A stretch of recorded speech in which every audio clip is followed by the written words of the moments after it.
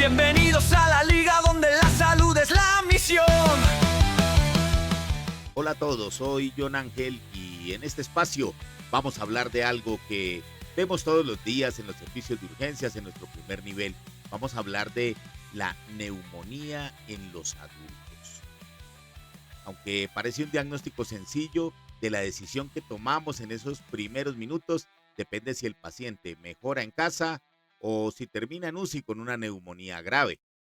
En este video podcast te voy a compartir una ruta práctica, tipo protocolo, para que puedas sospechar una neumonía de manera rápida, clasificar la gravedad en menos de 5 minutos, definir si se maneja de forma ambulatoria, si ingresamos o si remitimos, y para que dejemos un registro adecuado en nuestros historiales clínicos. La idea es que este contenido nos sirva para capacitar todo el equipo. Puede ser desde lo técnico hasta lo profesional en nuestras IPS de primer nivel. Antes de seguir avanzando en el manejo, vale la pena que dejemos claro una pregunta que parece obvia, pero no siempre lo es, y es definir qué es exactamente una neumonía. Y esta definición, ¿cuál es desde el punto de vista clínico? La neumonía, en palabras simples, es una infección del tejido pulmonar. Ese parénquima que normalmente está lleno de aire, se inflama y se llena de secreciones, lo que dificulta el intercambio de oxígeno y altera la respiración. Cuando hablamos de neumonía adquirida en comunidad, nos referimos a esa infección pulmonar que aparece en el paciente que no estaba hospitalizado ni institucionalizado recientemente y que se contagió en su entorno habitual, la casa, el trabajo, el transporte, la comunidad. Con relación a los hallazgos clínicos, lo que vemos y lo que escuchamos, pues en la práctica el diagnóstico empieza por lo que el paciente cuenta y por lo que nosotros encontramos al examinarlo.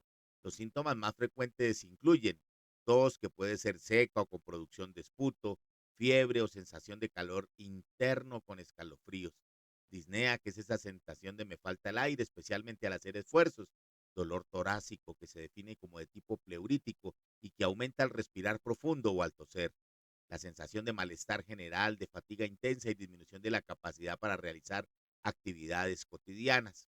En el examen físico respiratorio, la neumonía suele acompañarse de crepitantes a la auscultación, estertores como pequeños chasquidos cuando el aire pasa por las zonas inflamadas, el soplo tubárico en áreas de condensación pulmonar, la disminución del murmullo vesicular en el lado comprometido y el posible uso de musculatura accesoria y el aumento visible del trabajo respiratorio en los cuadros más importantes. Estos hallazgos clínicos no son exclusivos de la neumonía, pero cuando se combinan con una historia clínica adecuada, elevan muchísimo nuestra capacidad de sospechar este diagnóstico.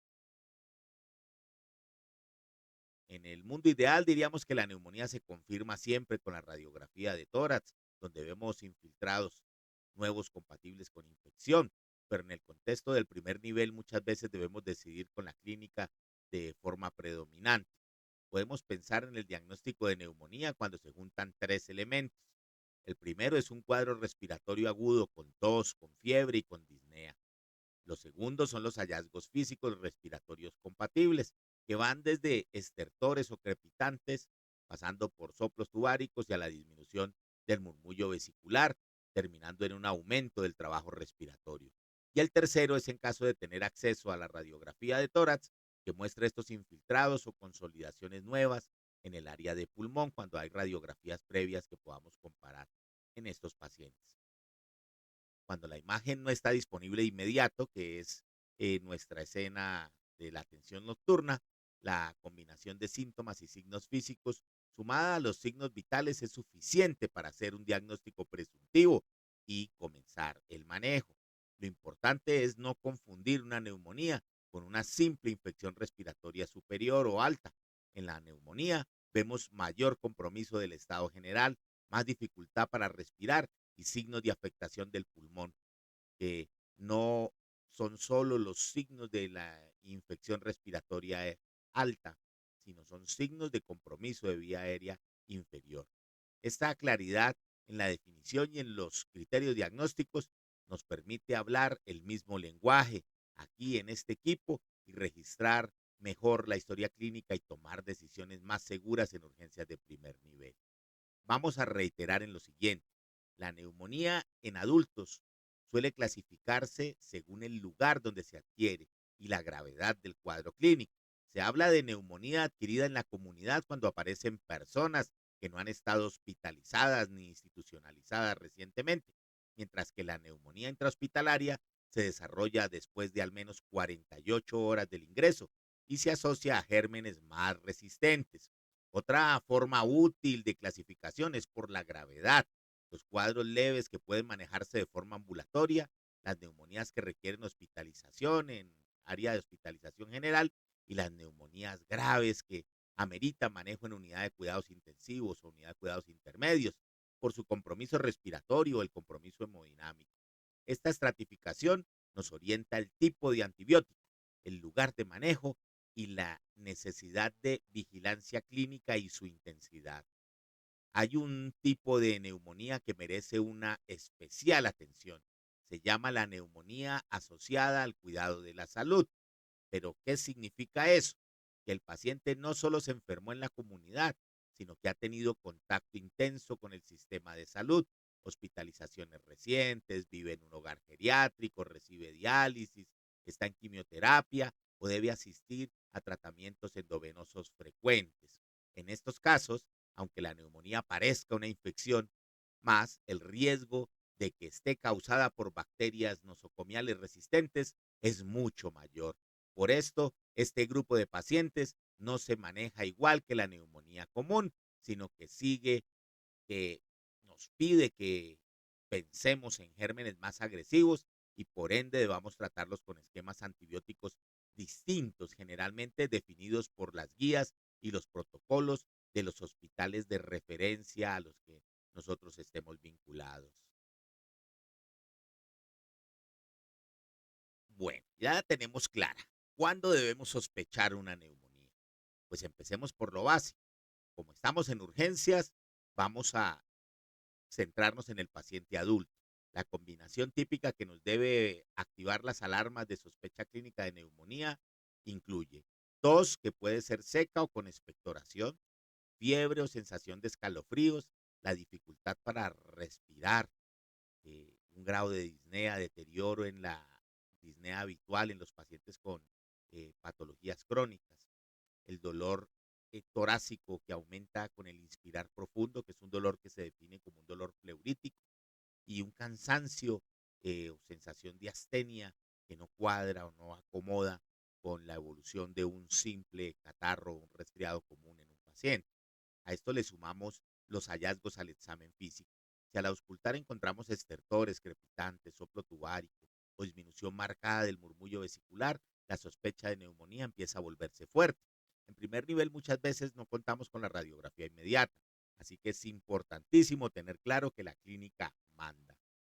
Lo importante es no subestimar al paciente que llega solo con tos y un poco de fiebre, pero respira rápido, se ve agotado o tiene una pulsioximetría baja. Y aquí es cuando entra en juego el triaje. Lo que nunca puede faltar, un buen triaje, y es de lo que adolecen muchas de las instituciones, porque el triaje lo realizan personal técnico y el criterio es de pasar todo. Ahora hablemos de este triaje. En un servicio de urgencias de primer nivel, el triaje no es un lujo, es una herramienta que en la práctica nos sirve para evitar que un paciente grave se nos quede en la sala de espera. ¿Qué deberíamos tener presente siempre? La frecuencia cardíaca, la frecuencia respiratoria, la presión arterial, la temperatura, la saturación de oxígeno con el pulsioxímetro y el estado de conciencia. Tener claro si está alerta, desorientado o somnoliento. Con estos datos se puede intuir desde el primer contacto con el servicio eh, que hay una clasificación de riesgo. Vamos a hacerlo con una idea simple. Si la saturación está por encima del 92%, la frecuencia respiratoria está por debajo de 24 y la tensión arterial está estable, probablemente hablamos de un cuadro leve. Si empezamos a ver unas frecuencias respiratorias entre 24 y 29 con saturaciones que ya empiezan a bajar del 92 al 90 y alguna comorbilidad importante, estamos frente a un riesgo intermedio.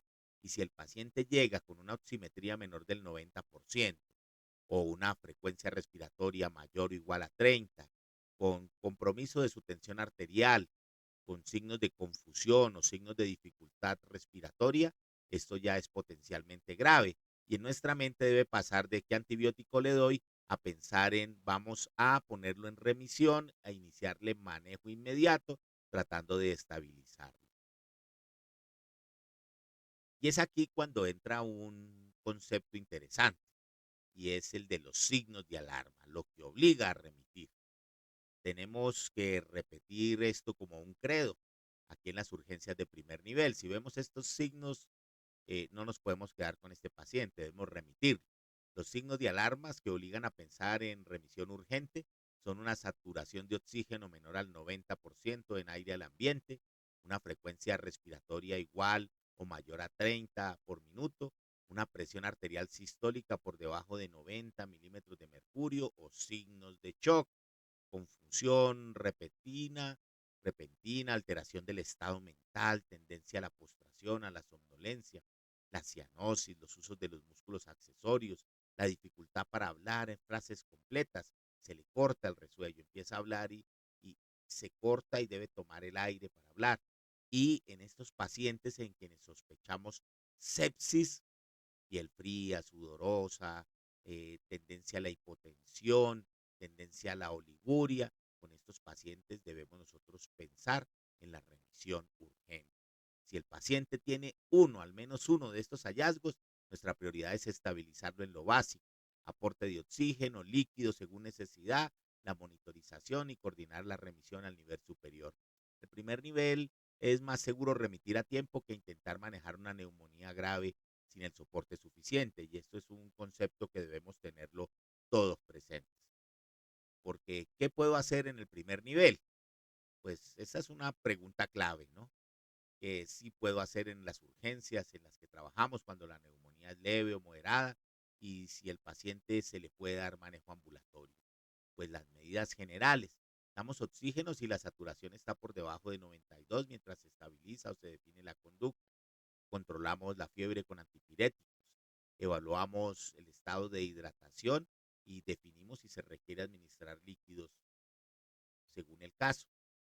Colocamos al paciente en posición semifowler, vigilando estrictamente sus constantes respiratorias y definimos la conducta en el servicio.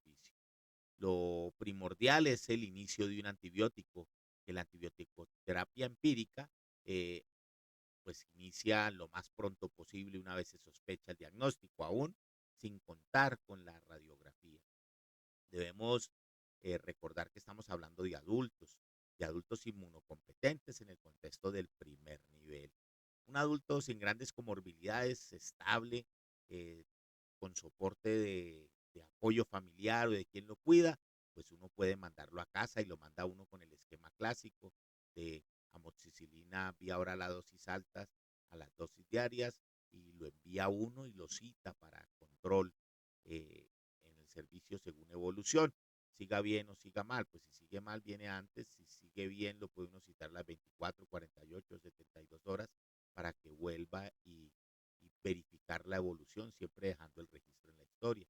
Cuando es un adulto con comorbilidades como enfermedad pulmonar obstructiva crónica, cardiopatía, diabetes o una edad mayor, pues aquí la recomendación suele ser combinar el betalactámico eh, como la amoxicilina con clavulonato y agregar un macrólido como acitromicina o claritromicina según los protocolos.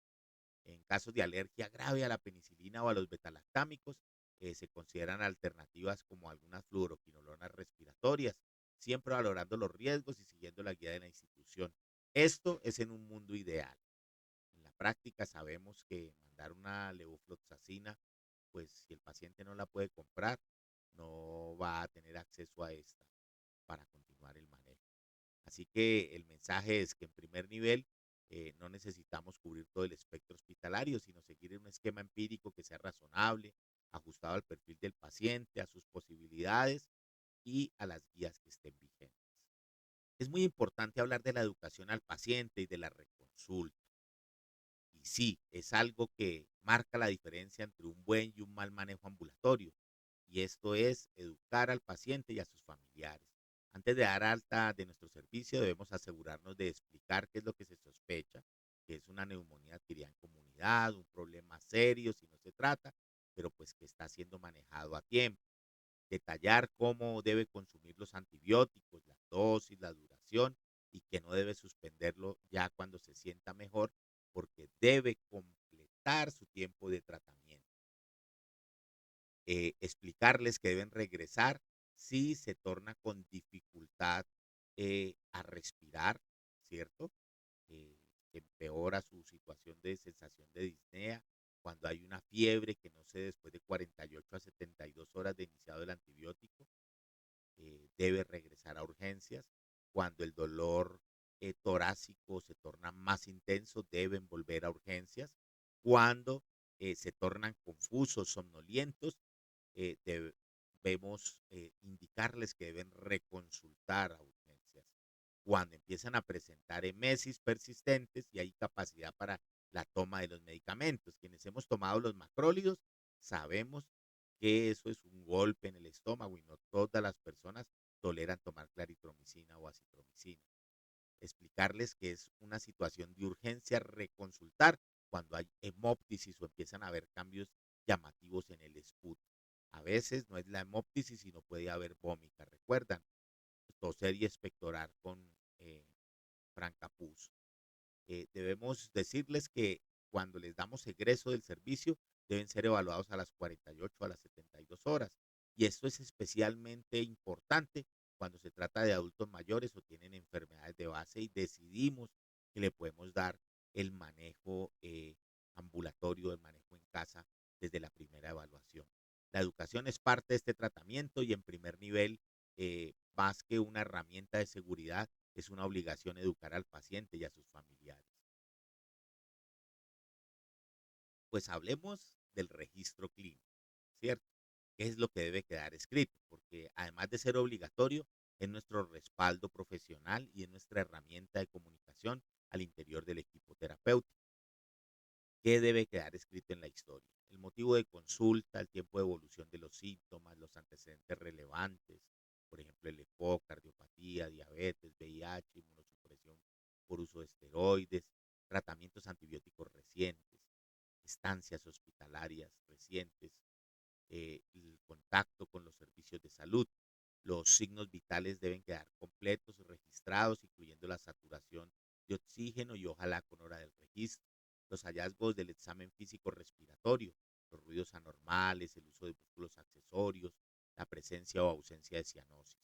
Y en la impresión diagnóstica, por ejemplo, sospecha de neumonía adquirida en la comunidad versus infección respiratoria alta, o como ustedes acostumbren a manejar sus diagnósticos iniciales de trabajo.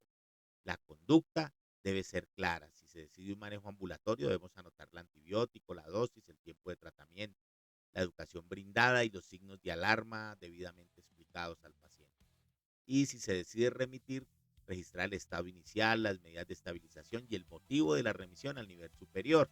Este registro también nos sirve como base para implementar cualquier checklist o los protocolos internos al interior de cualquier IPS o centro de atención.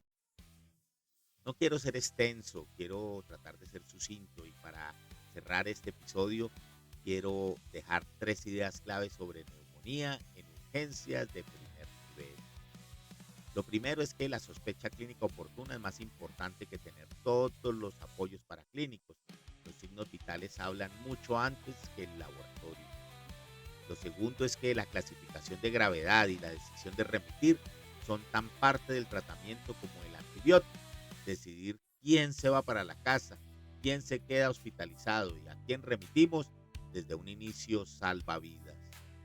Lo tercero es que trabajamos en equipo, todos, técnicos, profesionales, y el uso de los protocolos claros hace que el manejo de la neumonía sea más seguro y más ordenado. Yo les quiero hacer una invitación. Si este contenido nos fue útil, podemos adaptarlo a checklists en distintos servicios, utilizarlo en capacitaciones o integrarlo a las plataformas de formación y de educación continuada. Yo soy John Ángel y bueno, esto fue la Liga de los Héroes sin Capa en un episodio especial dedicado a la atención práctica de la neumonía en adultos de urgencias del primer nivel. Así que nos vemos en nuestro próximo programa en La Voz de la Generación Irrompible. No olviden suscribirse y dar like. Chao. Médicos expertos, ven y súmate aquí. La